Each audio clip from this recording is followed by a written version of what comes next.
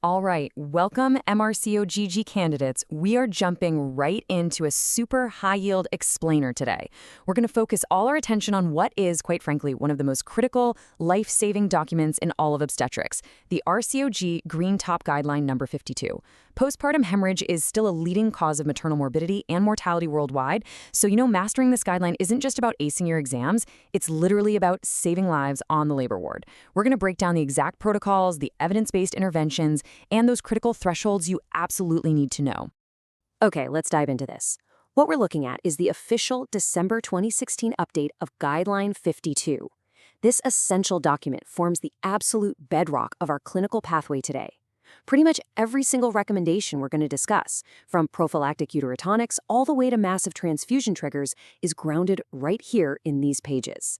Think of it as your ultimate playbook for predicting, preventing, and managing PPH. So, here is our clinical roadmap for today. We'll start with 1, defining PPH and assessing risk. Then, 2, prophylaxis and prevention strategies. 3, identifying PPH and alerting staff. 4, resuscitation and blood transfusion. 5, pharmacological and mechanical arrest. And we'll wrap up with 6, surgical treatments for major PPH. Let's get to it. Starting off with Section 1, defining PPH and assessing risk. As a clinician, you really have to draw a hard line in the sand between minor standard care and a major emergency response, and it all comes down to these exact volumes. Primary PPH is defined as the loss of 500 milliliters or more within 24 hours of birth, but crucially, you've got to classify it. Minor PPH sits right between 500 and 1,000 milliliters. Major PPH, that's anything greater than 1,000 milliliters. And keep in mind, for women with a lower body mass, say under 60 kilograms, even a significantly lower level of blood loss can be highly clinically significant. Now, this visualizes the classic 4 T's framework, which is a highly testable exam point for assessing antenatal and intrapartum risk. The vast majority of PPH cases are caused by issues with tone, specifically uterine atony. Risk factors you're looking for here include multiple pregnancy and fetal macrosomia. Then we have trauma, encompassing things like episiotomies and perineal lacerations. Tissue points directly to a retained placenta or placenta accreta. And finally, thrombin, where we're looking at systemic issues like preeclampsia. Definitely memorize these associations because modifying your care plan based on these specific risk factors is a fundamental expectation of the guideline. Moving right along to Section 2, prophylaxis and prevention strategies. And this brilliantly illustrates the stark difference between outdated habits and actual evidence-based medicine.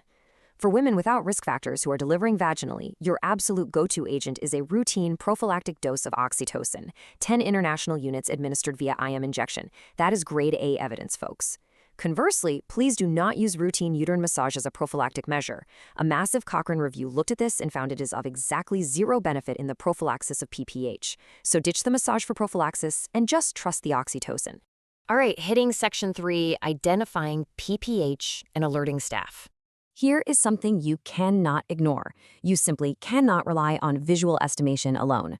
The guidelines are crystal clear that visual estimation frequently and dangerously underestimates peripartum blood loss. You always have to monitor clinical signs. But here's the major physiological trap for the unwary clinician. The physiological increase in circulating blood volume during pregnancy actually masks the signs of hypovolemic shock. A pregnant woman's pulse and blood pressure are usually maintained perfectly in the normal range until her blood loss exceeds 1,000 milliliters. So a normal blood pressure can totally give you a false sense of security during an active, incredibly dangerous bleed. Now, when that loss breaches the 1,000 milliliter mark, or if you're seeing clinical shock, you are officially in a major PPH scenario. You must summon the multidisciplinary team immediately. This is not a drill. You need specific people, and you need them right now. Summon an experienced midwife, the obstetric middle grade, the anesthetic middle grade, the on-call clinical hematologist, and absolutely do not forget the porters for the rapid delivery of blood and specimens. Honestly, communication and rapid mobilization of this exact team are cited over and over again in maternal mortality reports as the absolute key to survival. Let's move into Section 4, resuscitation and blood transfusion. So the crucial point is the 3.5 liters rule. While you are anxiously waiting for that compatible blood to arrive, you have got to rapidly replace fluid volume. The protocol dictates up to 3.5 liters of warmed clear fluids. And this is broken down very precisely. Initially, infuse up to 2 liters of warmed isotonic crystalloids, given as rapidly as humanly possible. You follow that up with a further 1.5 liters of warmed colloid. Make sure you use the best equipment you have available for rapid, warmed infusion, and please, keep the woman warm to prevent hypothermia. Hypothermia will dangerously exacerbate both acidosis and coagulopathy. Let's see how this builds out our massive transfusion protocol. As MRCOG candidates, you absolutely must memorize these specific laboratory thresholds and fluid volumes. If bleeding continues and hemostatic tests are unavailable after 4 units of red blood cells, you infuse fresh frozen plasma, or FFP. When you are guided by tests, give FFP at a dose of 12 to 15 milliliters per kilogram for prolonged PT or APTT. Platelets? Those should be transfused when the count drops below 75 times 10 to the power of 9 per liter. And critically, a plasma fibrinogen level of greater than 2 grams per liter must be maintained. Administer cryoprecipitate to replace it. Do not just stand there waiting for the labs to normalize. You have to treat the evolving coagulopathy proactively. Next up, Section 5, Pharmacological and Mechanical Arrest. So if uterine atony is the root cause, you're going to need a perfect mental checklist for both your OSCEs and your real-world practice. Here is the exact algorithmic sequence of uterotonics you'll administer. First up, Oxytocin, 5 international units by slow IV injection. Second, Ergometrine, 0.5 milligrams. But actually, hold on. Remember, this is absolutely contraindicated in hypertension. Do not give it if her blood pressure is high. Third, start an oxytocin infusion of 40 international units in 500 milliliters of crystalloid at 125 milliliters per hour.